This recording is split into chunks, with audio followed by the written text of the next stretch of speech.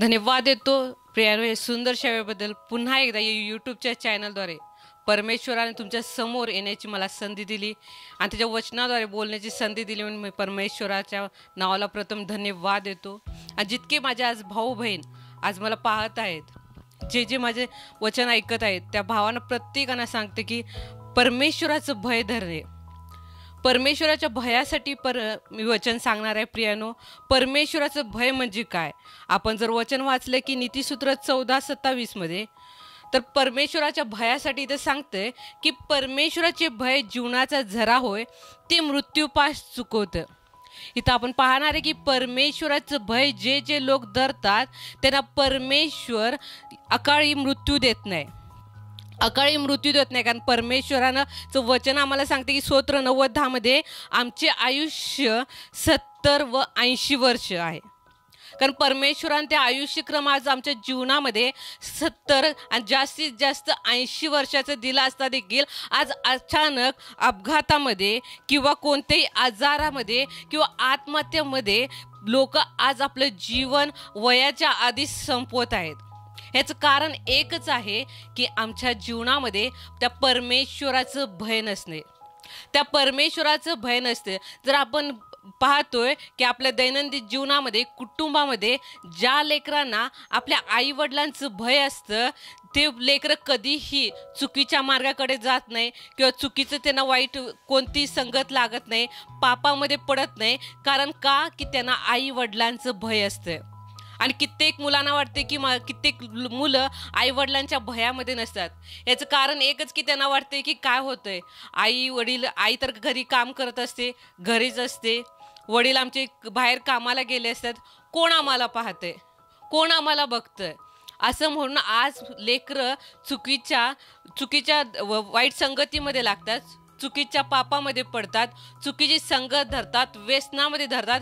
यामुळं त्यांच्या जीवनामध्ये आपल्या आईवडिलांप्रती सुद्धा प्रेम राहत नाही. त्यांच्या आईवडिलांसाठी सुद्धा भय, आईवडिलांचं त्यांच्या जीवनामध्ये आपल्या आईवडिलांचं भय राहत नाही.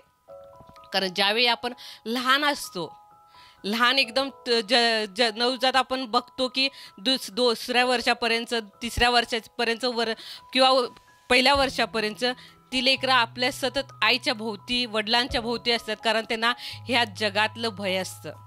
ह्या जगातल्या गोष्टीवर भय धरताना आई वडिलांचं देखील भय धरतात आणि ते जगातल्या गोष्टीकडे जात नाही. कारण त्यांना आई वडिलांबरोबरच जुळून राहायचं असतंय, आई वडिलांच्या सोबती राहायचं असतंय. पण जसजशी ती मुलं मोठी होतात तसतशी ती आई बापाचं भय धरत नाही. तर हे जगातल्या गोष्टीमध्ये इतकं गुरफटून जातात की त्यामध्ये त्यांना माहीत नसते की आमचा नाश ठरलेला आहे. म्हणून या जगातल्या गोष्टीकडे एवढं भरकटतात ती लेकरं की त्यांना आई बापांचं भय राहत नाही, आई वडिलांचं भय राहत नाही. आणि ते अशा कारणानं त्यांच्या जीवनामध्ये परमेश्वराचं देखील भय राहत नाही. जरी आमचे आई वडील आज आम्हाला पाहत नसतील, आम्ही जे काय कृत्य करतोय, जे काय पाप करतोय, जे काय त्यांना चुकवून आम्ही गोष्टी करतोय, आई वडील जरी पाहत नसतील तर आमचा स्वर्गातील पिता मात्र पाहत आहे. आणि त्या स्वर्गातील पित्याच्या नजरे पुढून आपण कधीही चुकणार नाही. कारण त्याचं पिताचे नेत्र आम्हाला 24 तास त्या नेत्राने तो पाहत असतो. तो डुलकी घेत नाही, कधीही डुलकी घेत नाही किंवा त्यांच्या डोळ्याची पापणी सुद्धा परमेश्वराची हालत नाही. इतकं त्या परमेश्वरानं आपल्याला पाहत असतोय. आम्ही काय करतोय आज, आमचं जीवन कशा रीतीने आहे, आम्ही खरोखर त्या परमेश्वराच्या भयामध्ये जीवन जगत आहोत काय? कारण परमेश्वराचं वचन सांगते की नीतिसूत्र 14:27 मध्ये परमेश्वराचं भय जीवनाचा झरा आहे होय, आणि ते मृत्यूपास चुकतंय. आज का लोकांना अचानक मृत्यू होतोय? का आजारपणामध्ये ते अंथरुणाला खिळून राहतात? का अचानक आत्महत्येचा विचार त्यांच्या मनामध्ये येतोय? कारण सैतानानं त्यांचं जीवन नाश करण्यासाठी त्यांना जे परमेश्वरानं 70-80 वर्ष जीवनक्रम दिलेला आहे ते सोडून त्याच्या आधी कित्येक लोक आज मृत्यू पावत आहेत, मरत आहेत. का? आणि ते मरण्याद्वारे काही सार्वकालिक जीवनाकडे न जाता त्या नरकामध्ये का जात आहेत? कारण त्याच्या जीवनामध्ये परमेश्वराचं भय नसल्यामुळे. त्यांच्या जीवनामध्ये भय नसल्यामुळे. जर आमच्या जीवनामध्ये भय असेल, त्या परमेश्वराच्या भयानुसार आम्ही जगू, तर त्या परमेश्वराने जे आम्हाला वर्ष वाढवून दिलेलं आहे त्या वर्षापर्यंत आम्ही त्याची सेवा करू. का आज आमच्या सेवेला अडखळ येत आहे? का वयाच्या आधी आम्ही मृत्यू पावत आहे? ह्याचं कारण आज आम्ही स्वतः आहोत. ह्याचं कारण आज आम्ही स्वतः की त्या परमेश्वराच्या वचनावरती आम्ही विश्वास ठेवतो, पण ते विश्वास अकाली आम्ही थोड्या वेळापुरता असतो, थोड्या दिवसापर्यंत असतोय आणि तो विश्वास आम्ही गमावून बसतोय. त्यामुळं आज परमेश्वराचं भय आमच्या जीवनामध्ये नसल्यामुळं अकाली मृत्यू होत आहे. का आज आम्ही परमेश्वराचं वचन आमच्या जीवनामध्ये साठवून ठेवत नाही? जसं की आम्ही ख्रिस्तामध्ये नवीन येतो तर नवीन जोश असतो, त्या वचनाप्रमाणे आम्ही चालत असतो, पण जसजसे दिवस जाईल, जसजसं काळ जाईल तसं आम्ही त्या ख्रिस्तामध्ये डाऊन आणि डाऊन आणि डाऊन होत जातो. का आज आम्ही कमी कमी कमी कमी होत जातो? कारण आम्ही ज्यावेळेस ख्रिस्तामध्ये येतो खूप खूप खूप खूप त्या ख्रिस्ताचं भय धरतोय आणि खूप खूप उंच जातोय, तितकंच आम्ही त्याच्या भयापासून दूर होतोय आणि तितकंच आम्ही त्याच रीतीनं खाली जातो. का आज आमच्या जीवनामध्ये अशा प्रकारे गोष्टी होत आहे? का आम्ही अशा प्रकारे आज जीवन जगत आहे? याचं कारण एकच की आमच्या जीवनामध्ये परमेश्वराचं भय नाही. आमच्या जीवनामध्ये भय नाही. कारण परमेश्वराचं पुढं वचन सांगते की एजेकिएल 18:20 मध्ये जो जीवात्मा पाप करेल तो मरेल. जो जीवात्मा पाप करेल तो मरेल, तो पण वयाच्या लवकर. का असं प्रभूचं वचन सांगते? कारण प्रभूचं नेत्र आपल्याला पाहत आहे प्रियानो. तो परमेश्वरानं त्याच्या तळ हातावर आपल्याला कोरून ठेवला असताना सुद्धा आपल्याला ती जाणीव नाही. जरी आमचे आई वडील जरी पाहत नसतील तर तो परमेश्वर अखिल पृथ्वीचा राजा आमच्याकडे पाहत आहे आणि त्याचं नेत्र आमच्याकडे आहे. आम्ही जरी आई वडिलांच्या भीतीपासून आम्ही दूर असू, आई वडील आम्हाला पाहायला नाही, आम्ही कोणतेही कृत्य करत असू, पण त्या परमेश्वराच्या नेत्रासमोर आमचं कृत्य प्रत्येक वेळी उघडकीस येतं. ज्यावेळेस या मरणातून लवकर मरणार, त्यावेळेस परमेश्वर त्या जीवनाच्या पुस्तकामध्ये सांगणार की तुमचं नाव नाही, कारण तुम्ही परमेश्वराचं भय धरलं नाही, माझ्या वचनाप्रमाणे जगला नाही, माझ्या वचनाप्रमाणे तुम्ही आचरण केलं नाही. यासाठी प्रियानो तो परमेश्वर म्हणतोय की माझ्या स्वर्गामध्ये तुला जागा नाही. का आज प्रियानो आम्ही परमेश्वराचं भय धरत नाही? का छोट्या छोट्या गोष्टीमध्ये आम्ही मोहात पडतोय, पापात पडतोय, शापात पडतोय? का प्रियानो जर आज आम्ही वचनाला धरून चालणारे आहोत तर त्या वचनामध्ये आम्ही प्रत्येक वेळी तो प्रभू येईपर्यंत किंवा जो आयुष्यक्रम परमेश्वराने आमच्या जीवनामध्ये जो जोडलाय तिथपर्यंत आम्ही का जगू शकत नाही? का जगू शकत नाही प्रियानो? म्हणून आमचं बघणं देखील त्या परमेश्वराच्या आवडीचं असू दे. ज्यावेळेस आमच्या जीवनामध्ये परमेश्वराचं भय असेल, आमचं बघणं त्या परमेश्वरासारखं असेल, आमचं बोलणं त्या परमेश्वरासारखं असेल, आमचं कृत्य त्या परमेश्वराकडे असेल, ज्यावेळेस आम्ही परमेश्वराचं भय धरू, कोणतंही पाप आम्हाला त्याकडे वळवणार नाही. आज का लोकांच्या जीवनामध्ये, कित्येक विश्वासणाऱ्याच्या जीवनामध्ये आज का पाप होत आहेत आणि ते परमेश्वराचं भय का सोडून जात आहे? का परमेश्वराचं भय धरत नाही ते? का परमेश्वराचं भय धरत नाही? कारण रोम 7:23 सांगते की पापाचे वेतन मरण आहे. प्रियानो, पापाचे वेतन मरण आहे. जरी आम्हाला वाटत असेल की मी पाप करतोय तरी मला काही होणार नाही, मी पाप करतोय तरी मी जगेन, मी पाप करतोय कुठं काय मला व्हायलंय, आज ह्या चुकीच्या गोष्टीमध्ये कित्येक लोक म्हणतात काय होतंय, छोटंसं पाप केलं काय होतंय, आणि थोडंसं करतो की काय झालं नाही माझ्या जीवनामध्ये, आणि जरासं पाप करतो की काय होते, पाप केले ना काय होतंय. तर इथं वचन सांगते की उपदेशक 8:12-13 वचन पाहूया आपण. पापी 100दा पाप करून पुष्कळ दिवस वाचला तरी माझी खात्री आहे की देवाचे भय बाळगणारे जे त्यास भिवून वागतात त्याचे कल्याणच होईल. इथं परमेश्वराचं वचन सांगते की पापीला जरी माहीत असेल की पाप करतोय मी, 100दा पाप करून सुद्धा त्याला वाटत असेल की मी वाचतोय, तरी परमेश्वराचं वचन सांगते की उपदेशक 8:12 मध्ये की माझी खात्री आहे की देवाचे भय बाळगणारे जे त्यास भिवून वागतात त्यांचेच कल्याण होते आणि त्यांनाच परमेश्वर आयुष्यक्रम वाढवून देतोय. आणि 13 वचन सांगते पण दुष्टांचे कल्याण होणार नाही व त्याचे छायारूप आयुष्य दीर्घ असणार नाही, कारण तो देवाला भिवून वागत नसेल. आज आम्ही कोणत्या प्रकारच्या व्यक्ती आहोत? आज कोणत्या प्रकारचे आम्ही स्त्री असो पुरुष असो, कोणत्या प्रकारचा आम्ही 12व्या वचनाप्रमाणे जीवन जगतो का 13व्या वचनाप्रमाणे? कारण 12व्या वचनामध्ये शेवटचं सांगते की देवाचे भय बाळगणारे जे त्यास भिवून वागतात त्यांचे कल्याणच होईल. आज आम्ही परमेश्वराला प्रश्न करतोय का प्रभू आम्ही तुझ्या वचनाप्रमाणे चालतोय की, तुझ्या वचनाप्रमाणे जीवन जगतोय की, का आज आमचं कल्याण होत नाही? ह्यासाठी काय प्रभू चुकतोय काय? ह्यासाठी प्रभू चुकतोय काय? प्रभू कधीच चुकत नाही. प्रभू कधीच चुकत नाही. चुकतो तो माणूस कारण त्याला वाटते की एवढंसं पाप काय केलं तर होते, एवढंच काय होतंय, परमेश्वर माफ करणार आहे. कारण परमेश्वर म्हणजे 7च्या 70 वेळा माफ करणार आहे. काय होते केलं तर परत आम्ही त्याच्यापेक्षा थोडं जास्त पाप करतोय. काय होतंय, परमेश्वर माफ करतोय 7च्या 70 वेळा क्षमा करणारा आमचा परमेश्वर आहे. आणि ते पाप एवढ्या गोष्टी करून ते मोठं पाप होतंय. आणि त्या पापामध्ये आम्ही परमेश्वराच्या भयापासून, त्या परमेश्वराच्या कुंपणापासून दूर जातोय. कारण ज्यावेळी मी पाप करतोय त्यावेळेस आमच्या साईडला असणारं पवित्र आत्म्याचं कुंपण हळूहळू निघून जाते.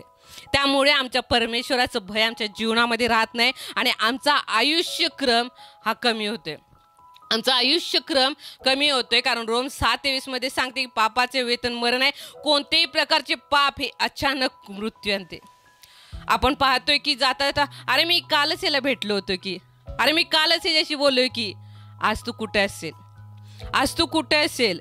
कारण कोणत्याही प्रकारचे पाप हे अचानक मृत्यू आणते.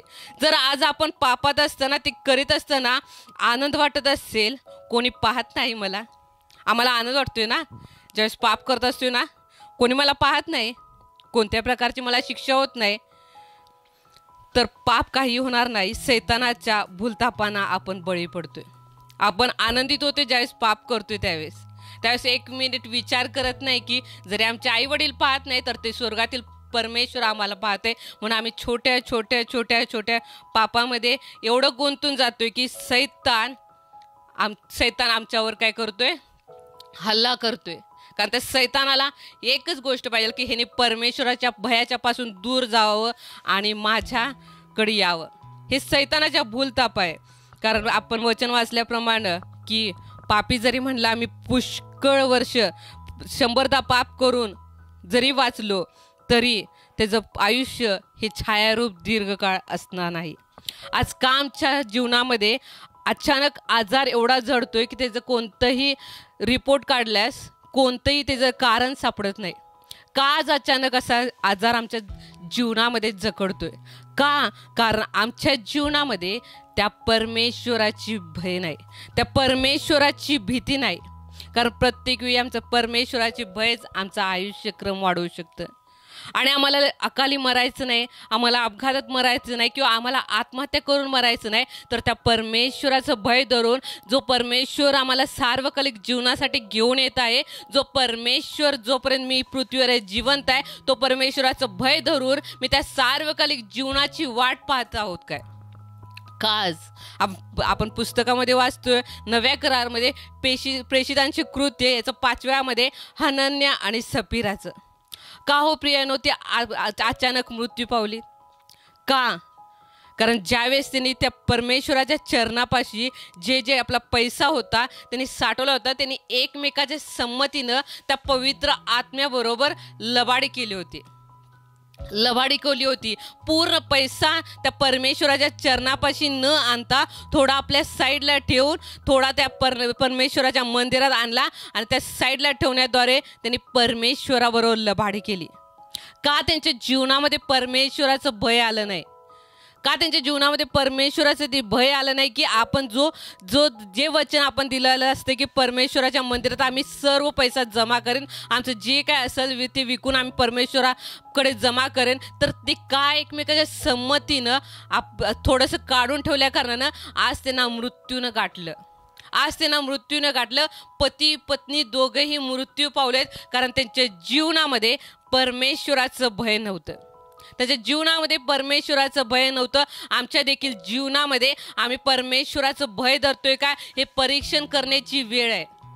का आम्ही आज परमेश्वराचं भय धरत नव्हतो? काच परमेश्वराचं भय धरत नाही? का प्रियानो आपल्याला वचन माहिती आहे की त्या परमेश्वराचं भय धरल्यानं आपण कुठं जाणार आहोत, ते सार्वकालिक जीवनाकडे जाणार आहोत हे माहीत असता सुद्धा आम्ही आज परमेश्वराचं भय धरत का नाही? त्याच्या वचनाप्रमाणे जीवन का जगत नाही?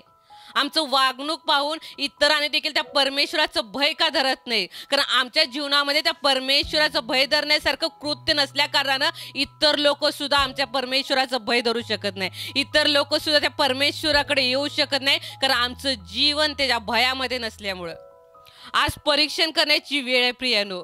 का आज परमेश्वराद्वारे आयुष्य वाढवणार आहे, तर सैतानाद्वारे आज आमच्या जीवनामध्ये, अपघातामध्ये, आजारपणामध्ये आणि परमेश्वरापासून दूर जाण्यामध्ये एकच कारण आहे की परमेश्वराचं भय आमच्या जीवनामध्ये नसल्यामुळं. कारण याकोब 1:15 सांगते की वासना गर्भवती होऊन पापाला जन्म देते आणि पाप परिपक्व झाल्यावर मरणास जन्म देते. बघा प्रियानो, जन्मताच वासना गर्भवती होते आणि ती पापाला जन्म देते. काही लोकांचा गैरसमज आहे, पळवाट करतात की देवाची इच्छा असेल तर आम्हाला या पापापासून बाहेर काढेल.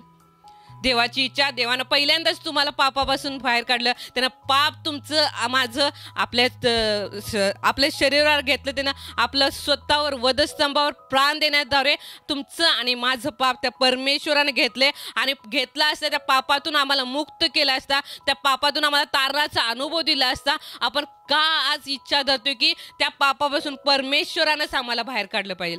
का आज आपण इच्छा धरतो की त्या परमेश्वराने आम्हाला पापातून बाहेर काढू? परमेश्वर लावतो का तुम्हाला पाप करायला?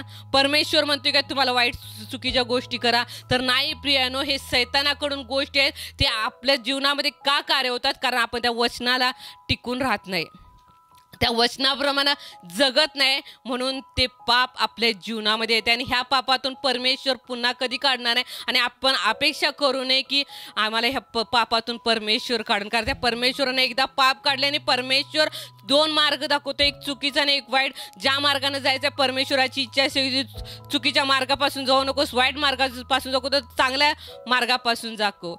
कारण परमेश्वराने आमच्या समोर 2 रस्ते ठेवलेत, एक रुंद आणि अरुंद रस्ता. कारण अरुंद रस्त्याने जाणारे भरपूर आहेत, पण अरुंद रस्त्याने जाणारे थोडक्यात, पण रुंद रस्त्याने जाणारे भरपूर आहेत. तरी देखील आम्हाला माहीत असून देखील आम्ही त्या रुंद रस्त्याने जात आहोत. त्या परमेश्वराचा मार्ग माहिती आहे, त्या परमेश्वराचं भय जीवनात धरत नाहीत, त्याचं वचन जीवनात टिकवून ठेवत नाही, म्हणून त्या परमेश्वराचं भय आमच्या जीवनामध्ये येत नाही. का प्रियनो? कारण रोम 8:6 सांगते, कारण देह स्वभावाचे चिंतन मरण आहे. आम्ही कोणत्या स्वभावाद्वारे आम्ही पूर्ण करत आहोत? आम्ही जर देह स्वभावानं जर जीवन जगत असो तर आमच्या जीवनामध्ये मरण आहे. कारण देह स्वभावाचे चिंतन मरण आहे.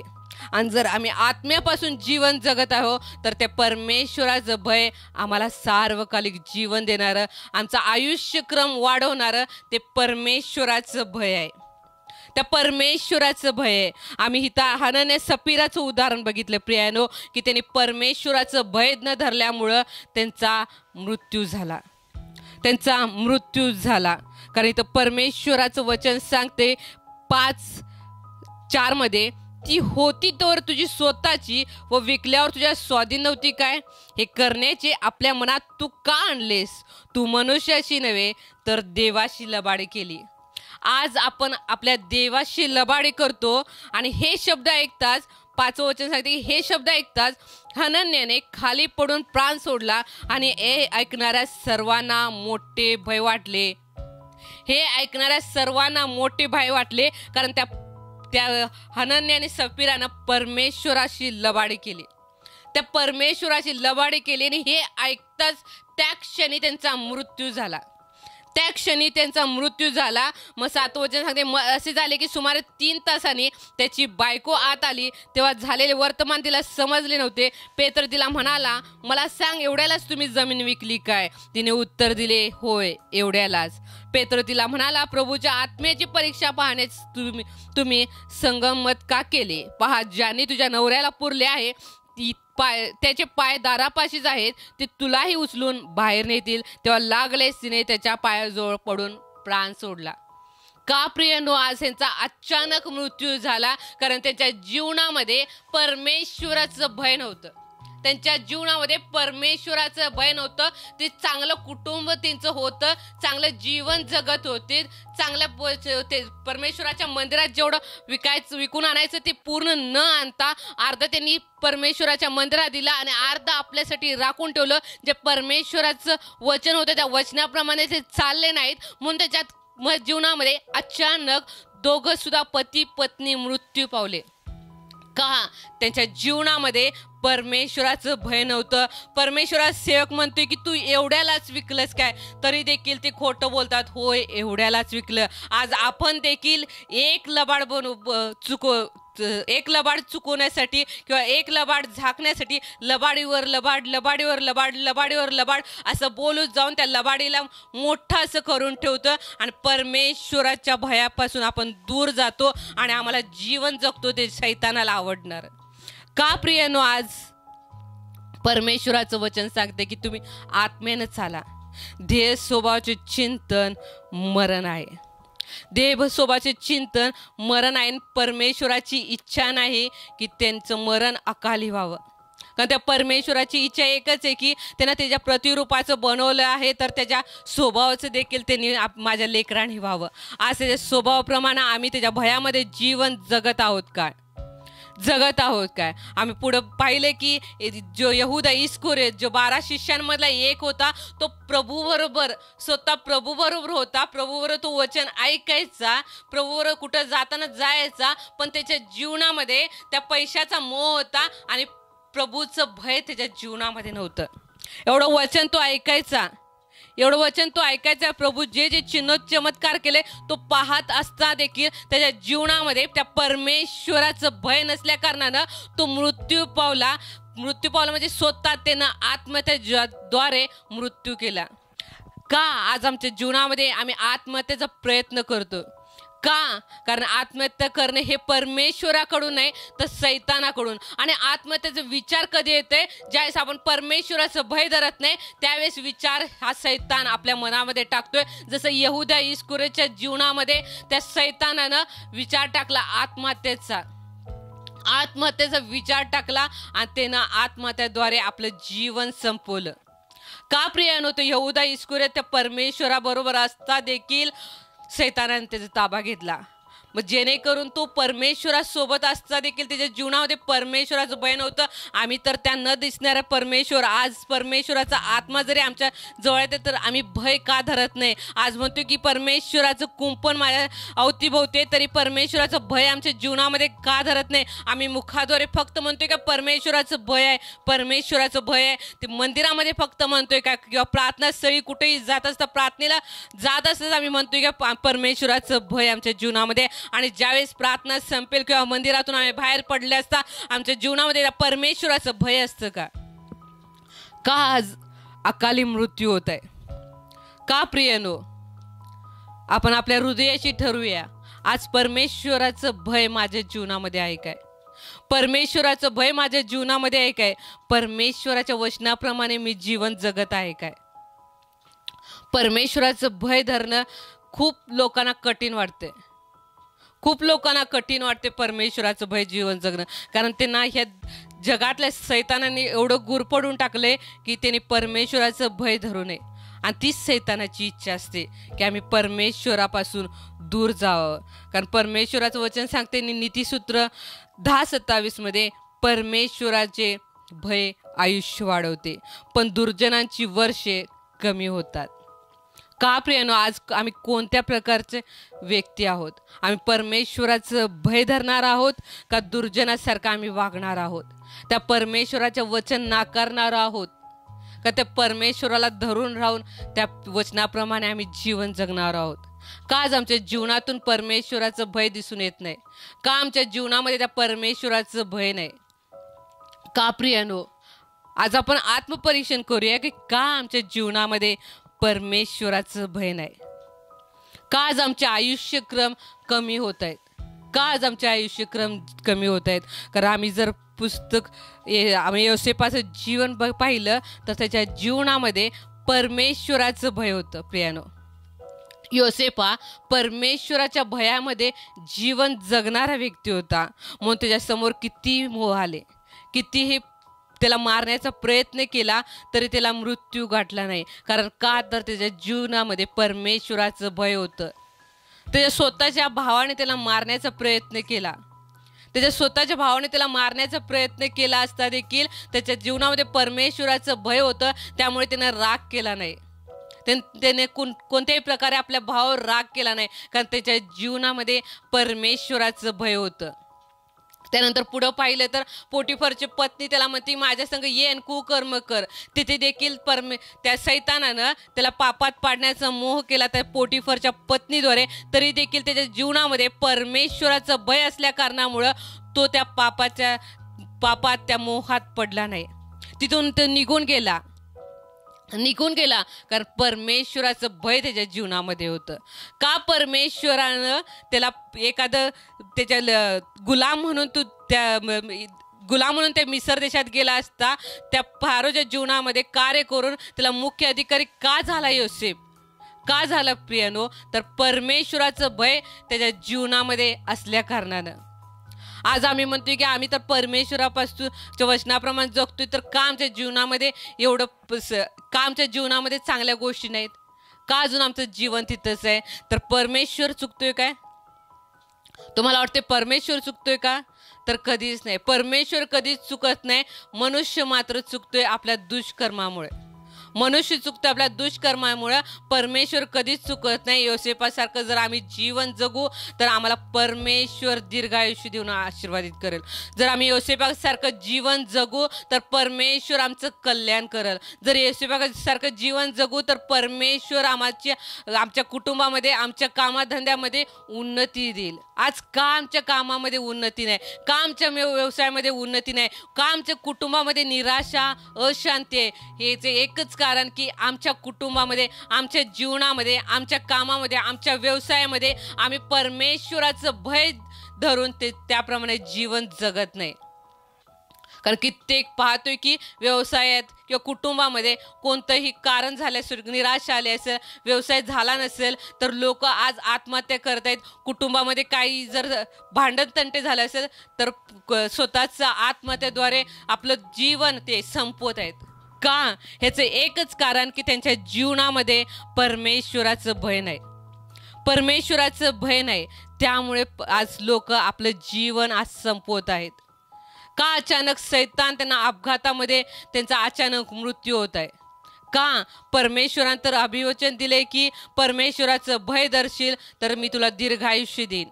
परमेश्वराचं भय धरशील तर मी तुला दीर्घायुष्य देईन. आज लोक का दीर्घायुष्य जगत नाही? ह्याचे एकच कारण की परमेश्वराचं भय त्याच्या जीवनामध्ये नाही, तर त्यांच्या जीवनामध्ये त्या सैतानाने जे पाश टाकले त्या सैतानाच्या पाशामध्ये अडकून ते आज भरकटून चालले आहेत. त्यांना वाटत आहे की परमेश्वर मला पाहत नाही. तरी प्रियानो, ही आपली चुकीची समजूत आहे. त्या परमेश्वराचं नेत्र आज देखील आम्हाला पाहत आहे. आज देखील त्या परमेश्वराचं नेत्र पाहत आहे. तो परमेश्वर पाहत आहे की माझं लेकरू जे मी माझ्या प्रतिरूपाचं बनवलंय ते माझ्या वचनाप्रमाणे जीवन जगत आहेत काय? त्या माझ्या वचनाप्रमाणे ते चालत आहेत की? आज परमेश्वर आम्हाला पाहत आहे. जरी आज आम्ही म्हणले की मला कोणी पाहत नाही, तरी एक गोष्ट लक्षात असू दे की ज्यावेळी तुम्हाला असं वाटेल की हे मी चुकीचं काम करावे, हे चुकीचं मी पाप करावे, हे रागानं मी बोलावं, रागानं त्याला मारावं किंवा कोणतंही क्रोध मत्सर करावं असं जर वाटत असेल, त्यावेळेस आपण एकच त्या परमेश्वराची आठवण करूया. त्या परमेश्वराकडे आपले नेत्र लागूया, म्हणजे त्या आपण वाईट गोष्टीमध्ये पडणार नाहीत आणि आपला अकाली मृत्यू होणार नाही. अकाली मृत्यू होणार नाही तर आपण मृत्यूवर विजय मिळवू. कारण परमेश्वराचं भय आम्हाला सर्व गोष्टीतून बाहेर काढतं आणि परमेश्वराचं भय आम्हाला कल्याण करतं. परमेश्वराचं भय आमच्या व्यवसायामध्ये असू दे, आमच्या कौटुंबिक जीवनामध्ये असू दे, परमेश्वराचं भय आम्हाला उन्नती देतं. म्हणून परमेश्वराचं भय ते योसेफाच्या जीवनासारखं आम्ही जगूया. योसेफाला एक उदाहरण आमच्या समोर ठेवून त्याप्रमाणे जीवन जगूया. कोणतेही पाप येऊ दे, कोणतेही मोह येऊ दे, कोणी आम्हाला मारायला येऊ दे, कोणी आम्हाला कसंही बोलू दे, त्या परमेश्वराचं भय धरून आम्ही जीवन जगणार. त्या लोकांसमोर आम्हाला परमेश्वर उंच करणार. जसं योसेफाला त्या परमेश्वरानं जे त्याचे भाऊ त्याला मारण्याचा विचार करत होते, त्या भावाने त्याला विकलं एका मिस्री लोकाला गुलाम म्हणून, तरी देखील त्या भावांसमोर परमेश्वरानं जे तिला अभिवचन दिलं होतं त्या अभिवचनानुसार परमेश्वरानं त्या भावासमोर त्याला उंच केलं. त्याच्या कुटुंबासमोर त्याला उंच केलं. जसं परमेश्वरानं आम्हाला जे अभिवचन दिले त्या अभिवचनाप्रमाणे मी जीवन जगणार, त्याच्या भयामध्ये आम्ही राहणार, तर प्रत्येक वेळी आमचं परमेश्वर कल्याण करणार. आणि ते कोणतेही मृत्यू ज्या सैतानानं आमच्यासाठी आडरस्त्यामध्ये घातला असेल, ते अचानक अपघाताद्वारे असेल, अचानक आजारपणामध्ये असेल किंवा आत्महत्या विचार, कोणतंही आमच्या जीवनाला ते गाठू शकणार नाही. कारण आमच्या जीवनामध्ये त्या परमेश्वराचं भय असल्या कारणामुळं आम्हाला कोणताही मृत्यू अचानक येणार नाही. म्हणून ही आपल्या आत्मपरीक्षण करण्याची वेळ आहे की आम्ही परमेश्वराचं भय धरू, त्याच्या वचनाप्रमाणे जीवन जगू, त्याच्या वचनाप्रमाणे आम्ही चालू आणि त्याच्या वचनाप्रमाणे तो परमेश्वर आम्हाला घेऊन जाण्यासाठी किंवा ह्या पृथ्वीवर आम्ही जेवढं जीवन जगणार आहे तोपर्यंत त्या परमेश्वराच्या भयामध्ये राहू आणि ते एक साक्षमय जीवन जगून त्या परमेश्वरासमोर उभा राहण्यासाठी आम्ही स्थिर असो. त्या परमेश्वरासाठी समोर उभा राहण्यासाठी स्थिर असो. म्हणून परमेश्वराचं वचन सांगतं की परमेश्वराचं भय धरा. म्हणजे जे परमेश्वरानं आम्हाला जे आयुष्यक्रम दिलेले आहे त्या आयुष्यक्रमाप्रमाणे आम्ही जीवन जगू. आज ही एक वेळ आहे प्रियानो त्या परमेश्वराचं भय धरण्याची.